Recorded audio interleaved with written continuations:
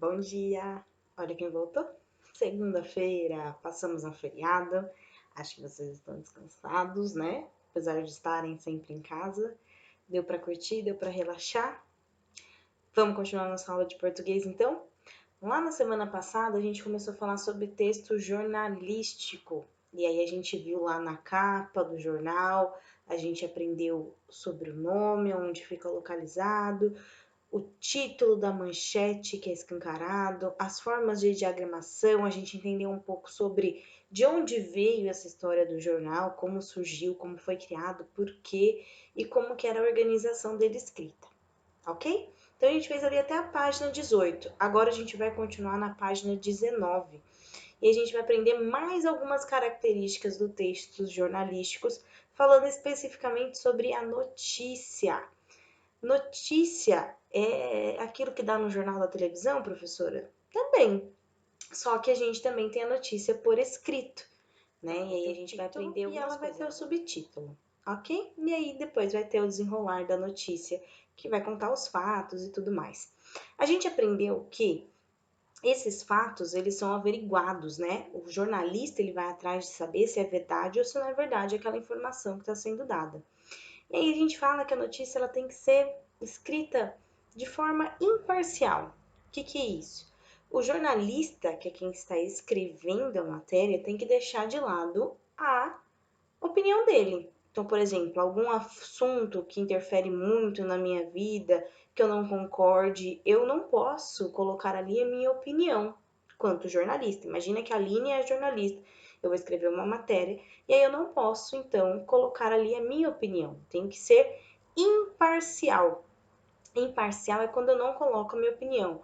Só que é muito difícil acontecer total imparcialidade, ou seja, a pessoa ser imparcial do início ao fim. Não tem como. Porque eu estou redigindo, são as minhas palavras que vão ser usadas ali.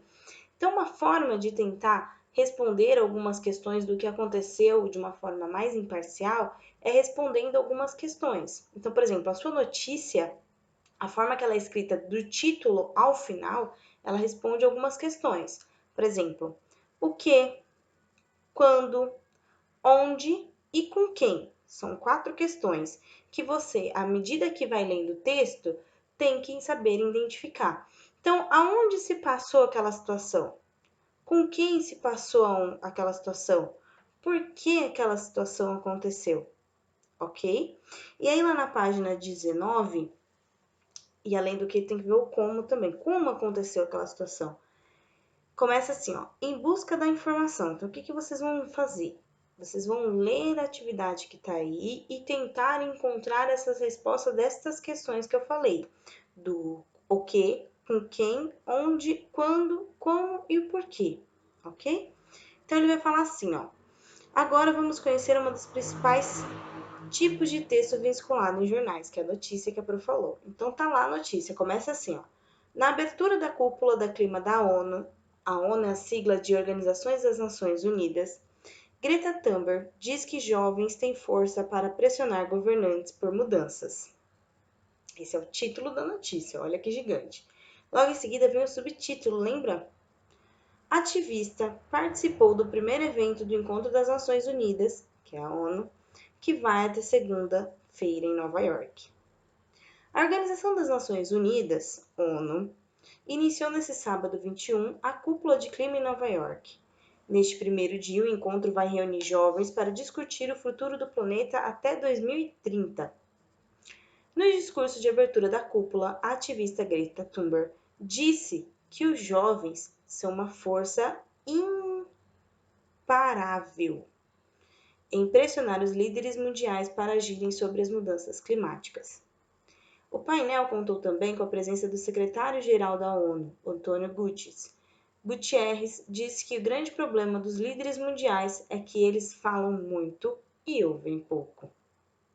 Durante o fim de semana, jovens lideranças e empreendedores vão discutir a importância da preservação do meio ambiente para evitar mudanças climáticas no planeta. Greta, que fará um discurso no evento principal da Cúpula do Clima na segunda-feira, 23, afirmou também que a greve global pelo clima de sexta-feira 20 demonstrou o impacto dos jovens na batalha para salvar o planeta. Então, olha só, esse texto aí fala de uma ativista. O que é uma ativista? É uma pessoa que luta em prol de um objetivo.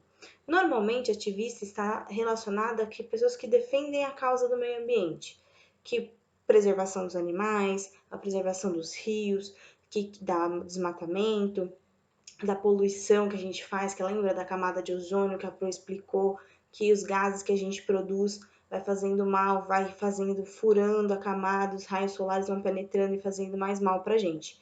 Então a Greta, ela é uma jovem, ela é uma adolescente, ela é uma sueca, ela nasceu na Suécia e ela tem uma síndrome, que é o que a gente chama de autismo. O autismo ele tem vários graus, né? Tem aquelas crianças que a gente vê que não consegue falar, se locomover e tudo mais, e tem outros, como a Greta, que apresenta a síndrome de Asperger, que é uma das coisas do autismo, que sabe falar, se posicionar e faz com que ela seja, às vezes, até muito inteligente e desenvolvida. Então, ela é uma ativista, ela defende, o discurso dela como jovem chamou muita atenção nessa organização.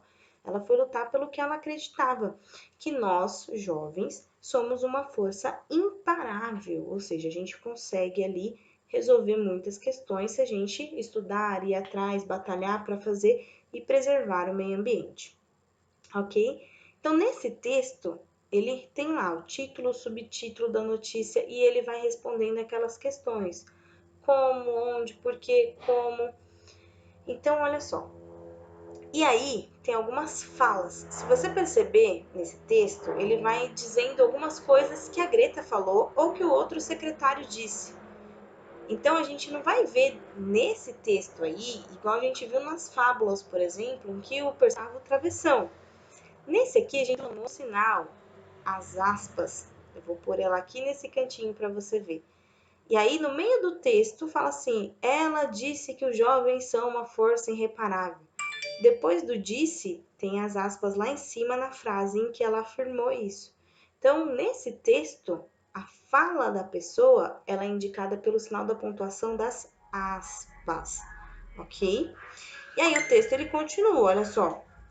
Protestos pelo mundo. Milhares de pessoas foram às ruas nesse sábado em Seul e Paris para protestar contra as mudanças climáticas. Então, que as calotas polares derretendo, o sol aumentando.